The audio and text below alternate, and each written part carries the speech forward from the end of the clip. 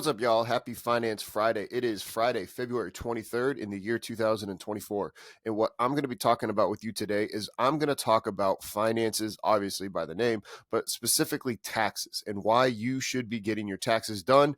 My personal opinion, you should get somebody to handle your taxes. Now, before we dive into all of this, remember, not financial advice. Do your own research. This is educational and informational conversation that we are having as strength and conditioning coaches or athletic trainers, physios, those that work in athletics, and finances is important to talk about. Now, why I'm talking about tax season is, like I said, it's February, at almost the end of it. So you're in tax season, y'all. I think you got April 15th to file taxes. Some people do filing extensions. That's not what I'm telling you to do. What I'm telling you to do is I think you should get somebody to handle your taxes as an advisor. Now, this is something that you want to look into. Look to see if somebody is somebody that is helping you prepare your taxes, or if they're actually giving you tax advice as well. There's a big difference between the two. You want to find out, are they actually helping you understand how you can be saving things from expenses that are being incurred? Now, this is also why you might want to start looking into sole proprietorship of LLCs. These are different terms that you want to research. Like I said, none of this is financial advice. This is educational and informational for you to then go and do more research on your own. Listen to this, let it spark some interest, then talk to your financial planner. We're going to get a financial planner to come on the show. Same guy, Alan Geis, who was on who's from North Star Financial Planning, who is in Fundamentals Level 1. So if you also haven't gotten Fundamentals Level 1, click the link down below, sign up for Fundamentals, because we talk about financial robustness in it. Anyways, Alan is going to join the show along with his assistant, Charlie. I am a member of them, so I'm one of their clients. They're going to come on and talk about it. I'm also going to have my tax accountant come on the show. Again, we're not going to talk about my finances or my taxes. We're going to just talk with them on a Finance Friday once tax season is done, so that way you can hear from a professional. But even at that, that's not going to be professional advice. That's going to be informational and educational purposes for you to then do it on your own. But you then take this information, ask your actual financial accountant, ask your financial advisor, your tax person, ask them these questions so you can find out what's best for you. I'm not here to tell you what's best for you.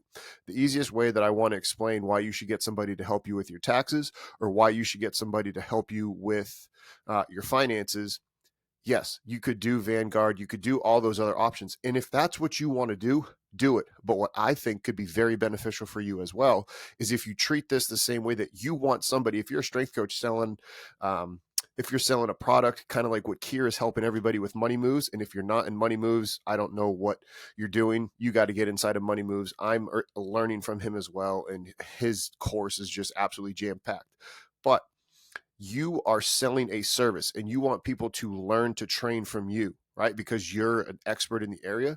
That's the same thing with somebody that is either a tax professional or your financial advisor. They are experts in that area, just like you're an expert in the given domain of health and fitness and getting people better. So if you think that you can help other people achieve their health and fitness goals quicker than if they didn't, that's the exact thing that can possibly help you with somebody that's, you want to look, are they a CPA, right? A certified personal accountant. If you also want to start looking for words like fiduciary means somebody that is not selling a product, meaning, let's say if you were working like Wells Fargo, Bank of America, or another bank, they're not going to be a fiduciary because they're going to be trying to get you to do things from, buying things from the bank, whether it's Wells Fargo or Bank of America. A fiduciary, and again, I'm bastardizing these terms, so Google them, look it up, ask your financial person. You see what I'm saying? This is to start a conversation. Find out a fiduciary. Easiest way to explain it is somebody that is acting on behalf of you, not on the behalf of a bank. Now, what that means is, yes, you're going to be paying them more, but you're paying for the fee of somebody that is not going to be swaying you to, because they're getting paid from you rather than getting paid from the bank. So they're going to have your best interest in mind instead of the bank. You understand why they're going to get their, why they get paid their fees. Also, yes, there is the Vanguard stuff where you can, track everything on your own. And if that's what you want to do it. If you want to be involved in, whatchamacallit, if you want to be involved in your taxes, or if you want to be involved, like you have to be involved in your taxes, you have to fill it out and then, give it to your accountant. But if you want to be involved in your finances and your planning, you've got ways to do that. We had Savannah on the show. If you don't remember that episode, we had Savannah Arojo, who is the net worth nurse, and she was talking about real estate syndication.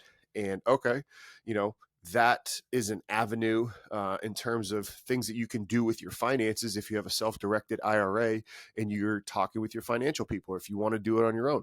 These are options, things for you to be looking into. Not financial advice, people, but we're talking about it so you can look into it and see if it's right for you. Some of the strength coaches out there, you're qualified as an accredited investor because of how much money you make every year. Whether you work in basketball or football, or you're an Olympic coach that actually hits the qualifications of either $300,000 a year, some of our members and some of our listeners right there, that's their reality. Shoot, some of you are like triple or double or triple accredited because of the salary you earn from the sport that you work with. So look into these things. All right. Also, like I said, tax season, it's approaching. You can start to figure out if what you're doing if it's with Kier with Money Moves, or if you have a side hustle like Kate talked about in her Finance Friday, where she talked about personal training on the side. Is it an LLC? Is it whatever you have? You might be missing out on the ability to have write-offs on things that you're already buying. And I'm not telling you that you should be go buying shoes. Like, if you're going to go buy dumb things, nobody is here to help you with that. But things you're already spending your money on, that might be a way for your taxes to help you out on those things. NFA, do your own research. But if you do start doing things of that nature, guess what also happens? You get courses like fundamentals that can then be a tax write-off for you based upon your lowering your taxable income. So right there's another benefit as to why you should check out fundamentals. Click the link down below. Yes, I do think fundamentals is the best course for strength coaches out there. There's no other course that's 20 hours long. That's number one. Level 2 is 26 hours long, and they both get you CEUs. But my point is, you purchasing education like fundamentals 1 or 2, that now helps lower your taxable income. And that's where all of this matters. Because let's just say hypothetically you earned $15,000 in your side hustle last year. When you start itemizing your deductions, it's like, okay, at the end of the year, if you didn't pay taxes, you would have to pay taxes on that $15,000 a year. But if you're able to find ways to lower your taxable income, you bought fundamentals, you went to an NSCA course, and you had to hotel and flight. Start looking at, and this is what your tax CPA can ask you these questions on, and they can help you start to figure out, oh, did you have to buy some clothing? Is that your uniform? Like, you can start to realize, like, oh, okay, maybe now you've lowered your taxable income to $10,000. So now paying taxes on $10,000 versus $15,000, that'll help lower how much money you have. And that's something that I think a lot of people get mixed up with in terms of taxes is, again, my opinion, taxes, when people say like, oh, they paid nothing in taxes. Well, what happens is if somebody paid zero in taxes, it might be because, let's take that same $15,000 example. So if you're making $15,000 a year in your side hustle, and you and your accountant were able to figure out like, oh, your expenses made it where your total now income was $1,000. Now you're paying taxes on $1,000. So obviously your tax bill is a lot lower. But remember, you had to then spend $14,000 on other things. So it's not like you got to just keep all the money and then never pay your taxes. Again, NFA, just my experience from talking about taxes. I'm going to have an accountant on the show. We're going to have a financial advisor on the show. But as a strength and conditioning coach, this is things that I see. I love conversations like we had with Coach B, Amit, Kate, the net worth nurse on the show. If this is something that sparks your interest, message us, DM us, email us, and let's talk about this and have a Finance Friday conversation together, because that's the only way we're going to move the field together. Happy Finance Friday, everybody. Get your taxes done. Take care of it. I recommend getting a tax preparer who's also an accountant who can help you with all those things and help you take care of your family. Because remember, what are we trying to do here at Strength Coach Network? We are, point blank period, helping make athletes' lives better, period.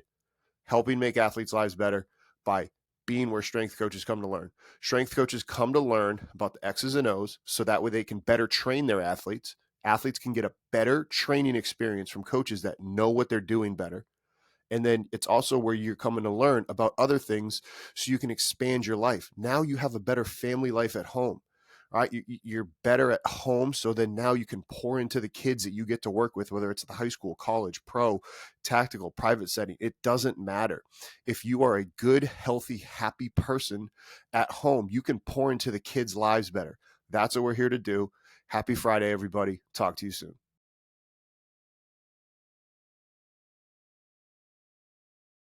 Congratulations on making it to the end of the video.